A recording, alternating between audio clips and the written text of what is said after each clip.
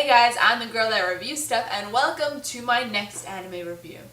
Today I will be taking a look at a very popular anime that I'm sure all of you anime lovers have either seen or heard of. It's a series that has a plot as basic as a simple cat and mouse game, yet has enough intricacies and plot twists that it always keeps the viewer engaged. This series provides an interesting look at morals, makes you wonder what is right and what is wrong. What does it mean to be a terrorist versus a revolutionist? Today, I'll be taking a look at Death Note. Let's do this. There is a house in New Orleans they call the rising sun.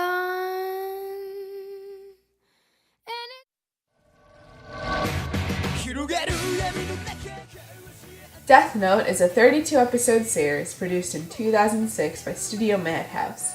It's based off a manga series written by Sugumi Oba, excuse my pronunciation, and has led to the production of not one, but 2 live-action films. Death Note is about what happens when a Shinigami gets bored. A Shinigami is basically the Japanese equivalent to a Grim Reaper, and one day Shinigami Ryuk decides it would be entertaining to see what would happen if he were to drop his Death Note into the human world. A Death Note is a book Shinigami used to kill people when their time comes by writing down the name and cause of death down on the pages. So, honor student and valedictorian Light Yagami finds the Death Note and puts it to the test after initially thinking it to be a simple prank. After witnessing its powers, Light gets a new and a bit distorted sense of justice and starts deciding who deserves death. He then decides it's his duty to rid the world of evildoers and bring about a new utopian future. When the police start to suspect someone is behind the killing of hundreds of criminals, they try to figure out who's behind it all. But with the Death Note, no traces or links can be found. Luckily for the police, the world's greatest detective L is interested enough to pick up the case. But I assure you, L is real. I do exist. Let's talk about the mechanics of the show. The animation and design of the series are stellar. For such an intense and thrilling show, it has surprising little action. Most of the scenes are of the characters sitting down monologuing, so there's very little movement that needs to be animated.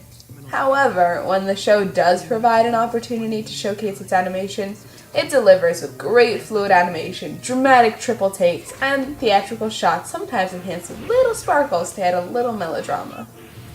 I think it says a lot about a series when it can make a scene where nothing is really happening visually appealing and keep the viewer captivated just by visuals alone. The art style is gorgeous and always very detailed. There may be a little action going on in a scene, but that does not mean the visuals are lacking or boring in any way. Characters are beautifully designed with great detail, especially the eyes, which are realistic and always very expressive. The show heavily relies on dark colors and shadowing, and uses dramatic lighting to make a scene more visually interesting. Death Note also uses a certain color, like red or blue, to represent a certain character, and draws more attention to those particular colors when the character is thinking. The soundtrack of the show, much like every other of its aspects, is very dramatic and sometimes over the top. It's mostly choral chanting, and this will either A, add to the tone of the scene, B, be more on the distracting side of things, or C, make you giggle with its dramatic Latin chanting. Even though it's a bit much at times, it's not enough to take away from the show, and can also help you really feel the suspense at times. With a show that is mostly talking, it's a really good thing that the voice acting is top-notch. Everyone does a fantastic job, and any and all monologuing becomes interesting and engaging. I think the highlights were the voices of L and Ryuk. Brian Drummond does the voice of Ryuk, and Alessandro Giuliano voices L, and both do an amazing job. Ryuk has this great raspy voice that fits the character to a T, and L's voice, I can't really figure out what was so great about it, other than it just sounding good, but there's something about Giuliani's delivery that makes it just so perfect. So there are some people you can't kill. You've given me a useful hint. Brad Swale also does a good job as Light, but emphasis on my word choice. His performance is very good, but sometimes it was a little too much. There were just some parts that were too dramatic for me, especially his evil maniacal laughter. Although, to be fair, laughing like a psychopath isn't the easiest thing to do. Akira. I will hunt you down wherever you're hiding, and I will eliminate you! I am justice! Going back to the point that so little action goes on in the show, and by action I mean fighting and physical movement, the two things Death Note needed to have in order to work and be successful is good voice acting and compelling characters. Death Note delivered both. Well, sort of. The two main characters, L and Light, are what really make Death Note such a great show. You have Light Yagami, the valedictorian, who picks up the Death Note and uses it in an attempt to create a perfect world. He is extremely intelligent, has a huge, slightly delusional sense of justice, and is determined to purge the world of evil, intending to rule over it as God. Basically, he has one hell of a God complex. Opposing him is L, the world's greatest detective who uses drastic and unorthodox methods to solve a case. With a disheveled appearance, childish mannerisms and habits, and an extreme love for sugar, he makes for one unusual detective. His brilliance and genius are enough to match that of Light's, and he's the only one who figures out right from the beginning that Light is the one who is responsible for all the killings. While I wouldn't go as far to call them complex, their desires are pretty straightforward and plain to see, they make for a great focus point of the series. While the supporting cast, which is great in number, is pretty one-note and underdeveloped, they are still entertaining and help the story progress. There were only a few characters I couldn't stand, but they eventually earned my tolerance. With all its good points, Death Note seems like another anime that just has it all. But unfortunately, Death Note took a turn for the worse after a huge plot twist that came about in the 25th episode. Once the story's focus shifted off the conflict between L and Light, that's when things just went downhill, almost to the point of it being unbearable. The series introduced a few new characters to oppose Light, and I thought they were just so uninteresting and annoying that it almost made me want to stop watching it.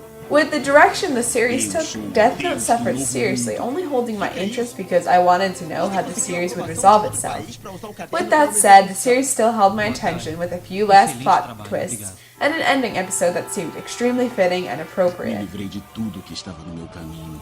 Overall, the series does amazing with its visual aspects, main characters, and voice acting, but suffers from overdramatic background music and a plot change after episode 25. Even though the last arc of the series was not nearly as strong or compelling as the first 25 episodes, Death Note was still an enjoyable series that's worth watching till the end. It provides a great cat and mouse story that has so many twists and turns it never ceases to surprise you. It's also just more than a passing entertainment. It can really make you think at times. I'm not going to lie, at some parts of the series, as crazy as Light got, I could see the logic and reasoning behind his actions. Death Note provides an enthralling mind game, some questioning of moral and ethics, huge doses of drama and theatrics, and slight romance, and by slight I mean almost none. With everything Death Note has to offer for its viewers, I would rate it an 8.5 out of 10, and can say that it definitely deserves all the hype it gets. If you enjoy your anime with high doses of suspense, intense monologuing, thrilling mind games, dark gothic visuals, and a series that will have you at the edge of your seat, then definitely give Death Note a chance. That was my review on Death Note. Hope you enjoyed it. Don't forget to like, comment, and subscribe, and stay tuned for my next video.